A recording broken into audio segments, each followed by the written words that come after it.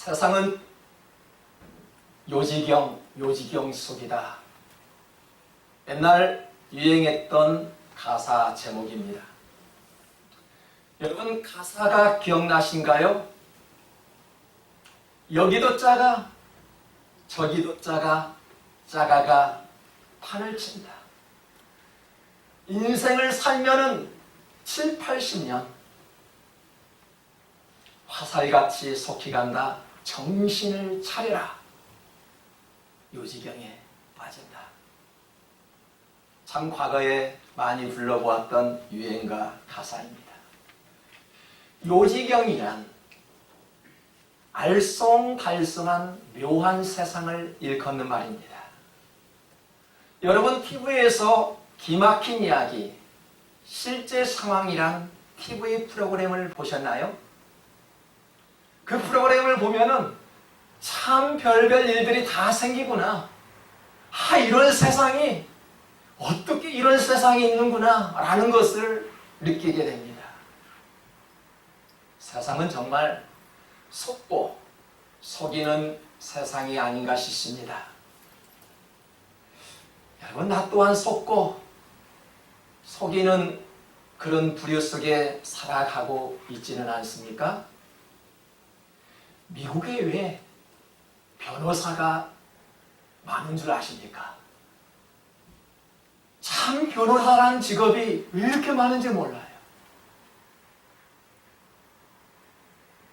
왜 변호사가 많다는 것을 우리는 느끼게 됩니까? 그만큼 이 사회가 사람과 사람 사이의 갈등이 너무나도 많다는 것입니다. 지금 우리는 혼돈의 시대를 살아가고 있지요. 생각해 보세요. 2020년도를 얼마나 많이 기다렸나요? 신년 예배를 드릴 때 우리는 하나님 앞에 그렇게 기도했지요. 올 안에도 모든 일들이 하나님의 뜻 가운데 잘 되기를 그렇게 기도했습니다. 어땠습니까? 우리가 경험해 보지 말아야 할 것들을 지금 다 경험하고 있습니다. 온 세상이 전염병과 사투를 벌이고 있지요. 경제적도 심상치가 않습니다. 참 불안합니다. 전 세계적으로 코로나 확진자가 가장 많은 나라가 우리가 살고 있는 미국이에요. 사람이 사람을 만나는 것이 참 두려워졌습니다. 교회 문이 활짝 열렸지요. 그러나 성도들은 두려움 때문에 모이지 않습니다. 모처럼 만에 가게 문을 열었습니다. 손님이 없습니다. 모처럼 가게 문을 열었더니 폭동이 일어났습니다. 약탈이 일어났습니다. 심지어는 주방이그니 LA 한복판에 총을 들고 경계 근무를 하고 있습니다. 참으로 무서운 세상. 마치 과거의 LA 폭동을 재경험하는 그런 순간을 경험해 보았습니다. 대통령 선거가 얼마 남지 않았습니다. 온갖 가짜 뉴스로 상대방 후보를 흠집을 내기 시작합니다.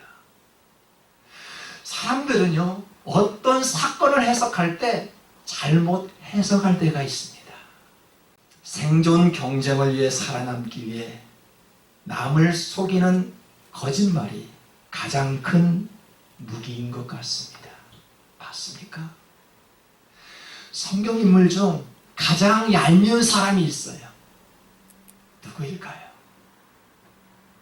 저는 축복권을 빼앗기 위해 거짓말을 했던 야곱이라고 생각합니다. 참 얄미운 사람이지요. 같은 형제이지만 에서와 야곱은 성향이 달랐습니다. 에서는 어떤 사람이라고요? 사냥을 좋아했어요. 성격이 활발했어요. 사냥을 잘하니까 아버지를 고기 반찬으로 기쁘게 해드렸어요. 고기 좋아하죠? 아버지를 기쁘게 해드리는가 하면 야곱은 아주 온선한 성격이었지요. 조용한 성격이어서 어머니의 가사일을 잘 도와주었어요. 이처럼 야곱은 조용하고 연약하였기 때문에 형의 축복권을 빼앗으려고 항상 그 축복권을 노리고 있었을 것이 분명합니다. 야곱이 여러분 거짓말을 했던 이유는 무엇 때문일까요?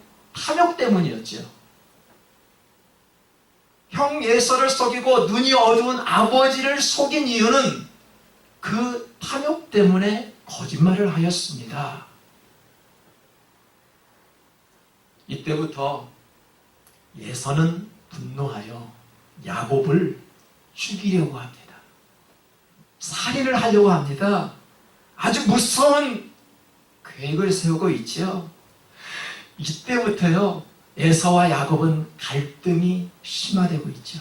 여러분, 자식들이 한번 싸우면 부모의 마음이 얼마나 아픈지 몰라요. 이때 이삭의 마음이 그랬던 것 같아요. 야곱과 에서가 싸움이 벌어지고 갈등이 있는 순간 아버지 이삭은 야곱을 축복하며 보냅니다. 어떻게 해요? 야곱아 빨리 도망쳐라. 그리고 외삼촌 라반의 집에 가서 그의 딸과 결혼하라. 축복하며 내보냈습니다. 외삼촌 라반에게는 두 딸이 있었죠.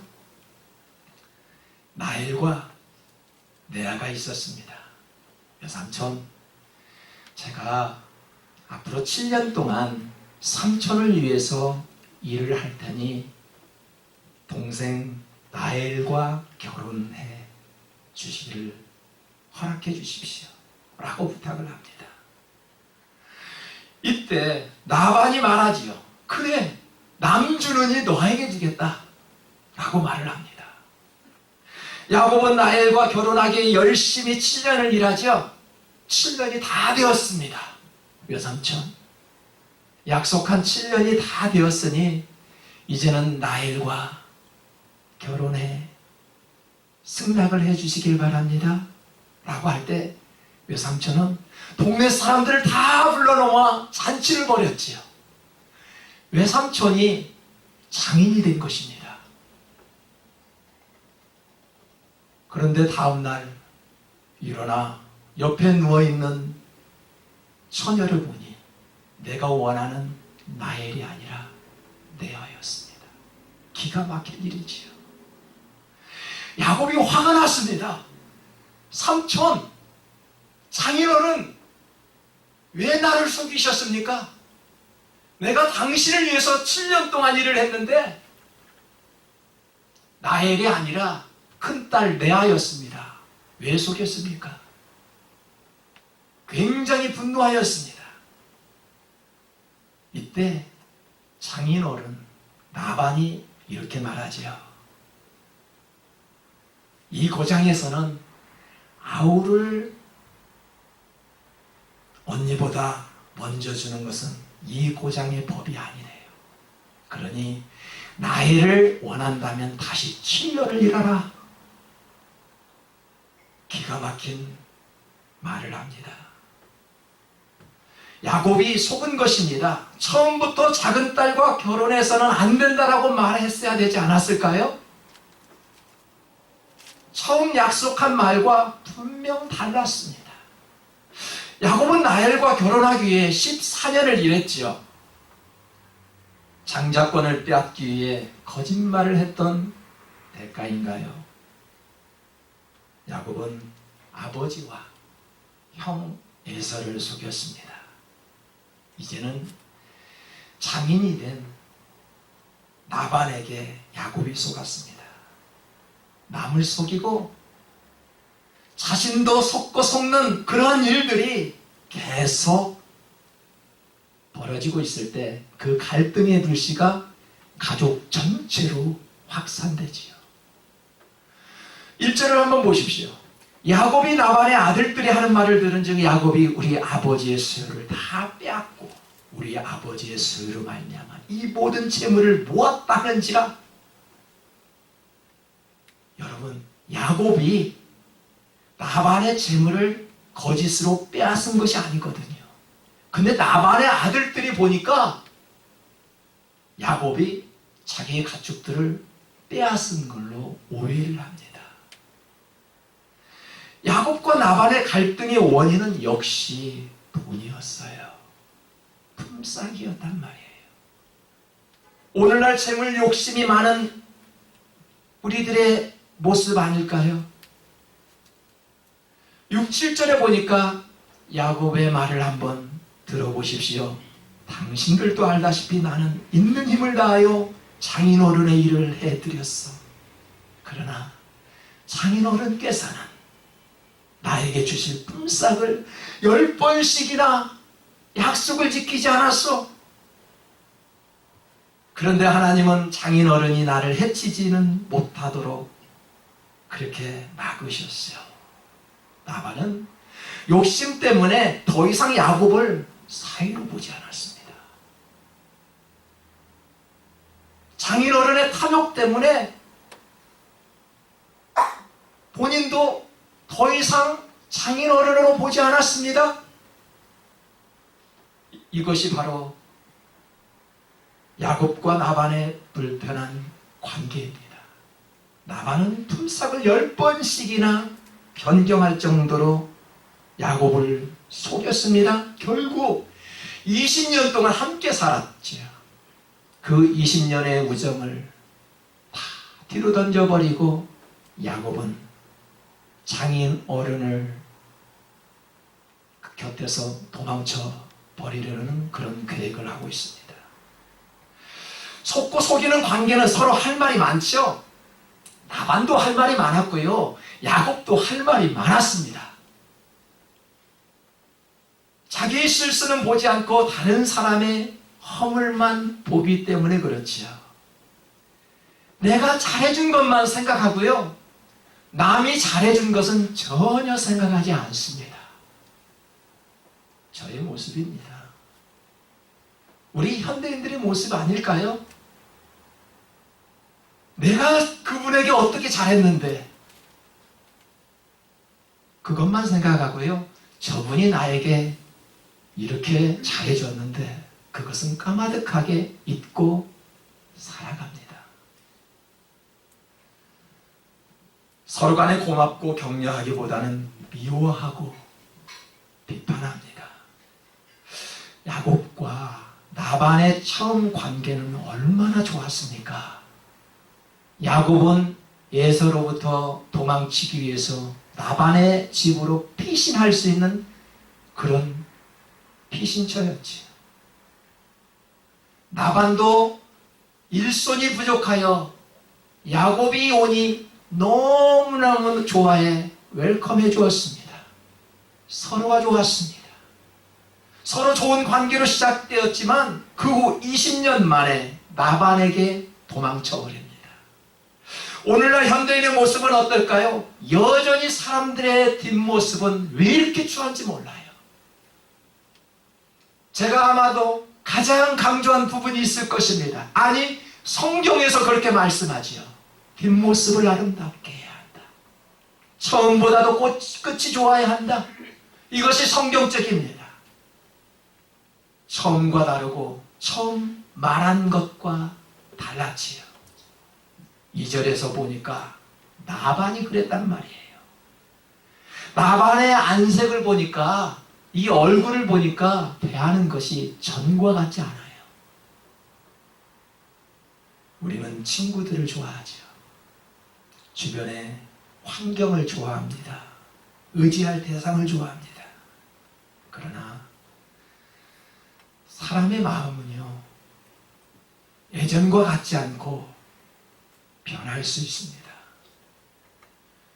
이럴 때마다 오직 의지하고 믿어야 할 대상은 오직 한 분, 하나님뿐이라는 사실을 깨닫게 합니다. 사람에게 속고 분하고 원통할 때 여러분 어떻게 마음을 주시렵니까? 하늘에 계신 그분이 나를 알아주면 되지. 원통하고 분할 때 사람과 사람 사이의 대화를 하면 할수록 그 악은, 그 분노는 커지지요. 이럴 때 여러분들은 우리의 마음을 어디로 피해버립니까? 그래, 하나님이 알아주시면 되지 뭐. 12절을 보십시오. 나반이 내게 행한 모든 것을 내가 보았다 라고 말씀합니다. 야곱이 성실하게 일했던 모습을 하나님이 보셨대요. 나반을 위해 정직하게 일한 모습을 보았고요. 나반이 야곱을 속인 것도 보았대요. 누가요? 하나님이 보셨다고 말씀합니다. 우리가 고난을 생각하면 떠오르는 사람이 있지요. 욥이지요. 욥은 너무너무 정직하였고 하나님을 경외한 사람이었습니다. 그런 사람이 그 많은 재산을 하루아침에 다 소멸되고 말았습니다.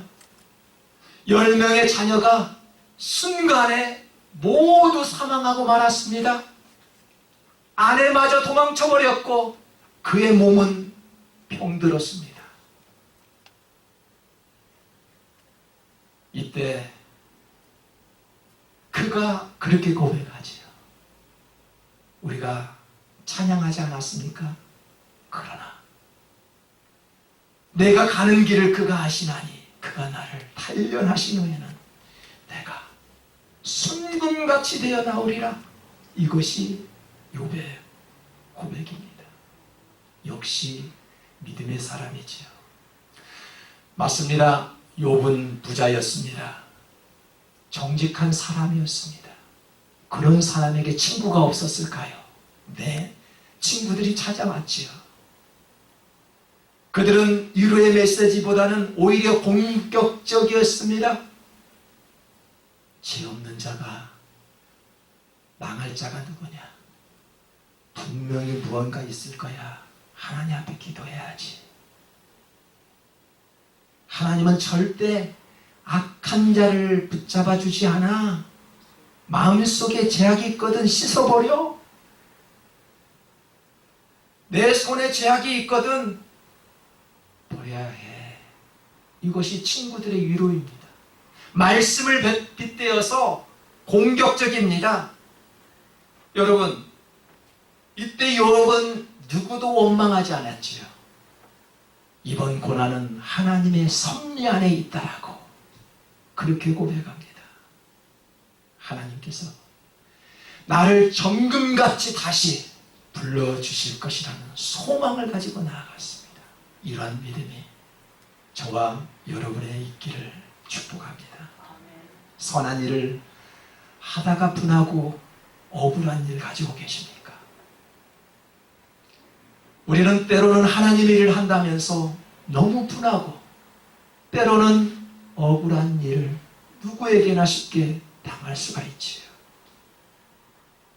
그런 받은 고통이 축복으로 변화되기를 소망합니다. 속고 속이는 세상 속에서 승리할 수 있는 비결이 있습니다. 그것은 거짓말이 아니라 정직한 마음이에요. 정직한 영을 주시옵소서. 다윗이 그렇게 하나님 앞에 고백했어요.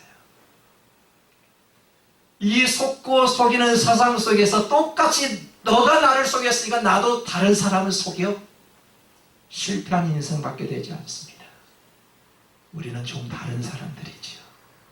모양은 똑같지만 세상 사람들과 다른 마음을 가지고 있는 하나님의 사람들입니다. 거짓보다는 정직한 마음으로 다가갈 때 그 마음 하나님께서 축복으로 되돌려 주신다는 것입니다. 정직이라는 단어가 무엇일까요? 마음에 거짓이나 꾸밈이 없어 다르다는 것입니다. 여러분, 어떤 사람이 정직한가요? 조용하고 말 없으면 정직합니까? 온순하고 착하면 그 사람이 정직할까요? 아닙니다. 정직은 하나님 앞에 정직해야 합니다. 그게 정직입니다. 불의를 보고도 못 본 척 하는 것은 정직이 아니지요. 불의한 권세는 보고 피하는 것이 아니라 맞서 싸우는 것입니다.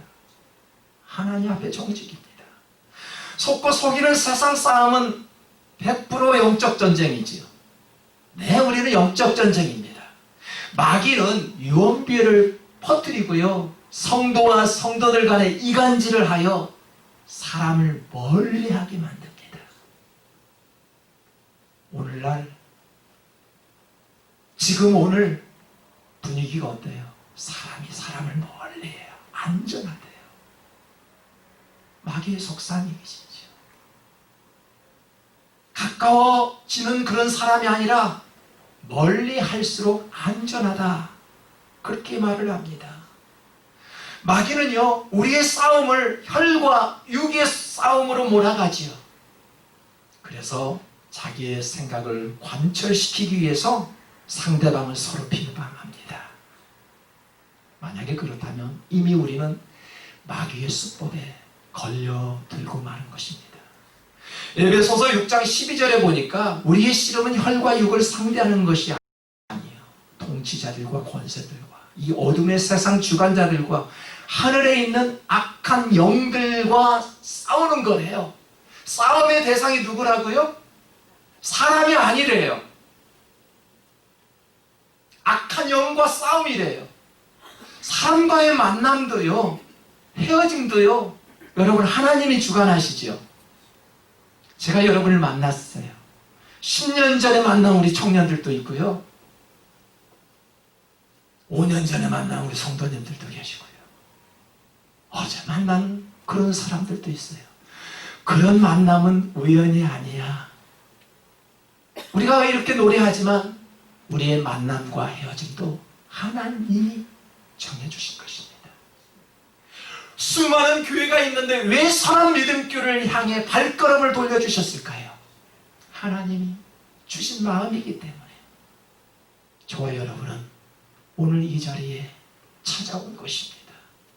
여러분, 하나님의 천사가 야곱에게 이렇게 말했습니다. 나는 베델의 하나님이라 너가 거기서 기둥에 기름을 붓고 거기서 내게 서원하였으니 지금 일어나 이곳을 떠나 내 출생지로 돌아가라 하셨느니라. 야곱은 외삼촌이자 장인에게 받은 상처를 씻지 못하고 그 자리를 떠나야 했습니다. 왜 뒷모습이 아름다워야 한다고요? 신앙생활 하다가, 직장생활 하다가 그곳에서 상처받으면 치유를 하고 떠나는 것이 성경적이지요. 지금요, 야곱은 장인어른에게 받은 상처를 씻지도 못하고요, 하나님이 떠나라 하시니 떠나버렸어요. 아브라함이 아비와 친척과 본토를 떠났지요. 하나님이 지시해서 떠났습니다. 저는 부모와 친척을 놓아두고 미국 땅에 왔습니다. 저는 절대 저의 생각이라고 말하고 싶지는 않아요. 하나님께서 주신 마음이 미국으로 건너가라, 선교하라라는 마음으로 과감히 보따리를 들고 미국 땅에 안착하였습니다. 여러분, 지금은요, 코로나 바이러스가 미국에 많다고 이제는 미국 생활을 접고 한국에 다시 유턴하는 그런 사람들이 많이 있습니다.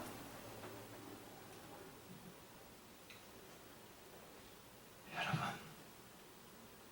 항상 곁에 지켜주는 부모, 형제들, 자녀들조차도 외에는 아닙니다. 시간이 되면 떠나야 합니다. 이별할 때가 있다라는 것입니다. 저는 이렇게 결론을 내렸습니다. 이렇게 아름답게 신앙생활을 하고 있을 때 함께 가족이란 식구들이 있을 때 환경 열어주실 때 서로 잘 했으면 좋겠다 라는 생각이 듭니다. 이왕이면 함께 있을 때 서로 위로하고 격려해 주었으면 좋겠다 라는 생각을 합니다. 내가 잘 섬겨주지는 못하지만 내가 여러분에게 피해만큼은 주지 말아야 되겠다. 내 자녀에게 잘해주지는 못하지만 내 자녀에게 엄마가 아빠가 피해만큼은 주지 말아야 되겠다. 내가 우리 목사님에게 잘해주지는 못할 망정 우리 목사님에게 마음의 상처는 주지 말아야 되겠다. 우리 형제들에게 목사로서 잘 위로해주지는 못하지만 내가 이런 청년들에게 피해는 주지 말아야 되겠다는 목사, 여러분들은 어떤 사람이 아름답다라고 느껴집니까? 서로가 잘해보려고 노력하는 사람 아닙니까? 오늘 나반과 야곱의 관계가 해결되지 못한 문제가 있거든. 에서와 야곱이 만났지요. 얼마나 기쁘게 만난지 몰라요. 그런 회복이 저와 여러분에게 있기를 간절히 소망합니다.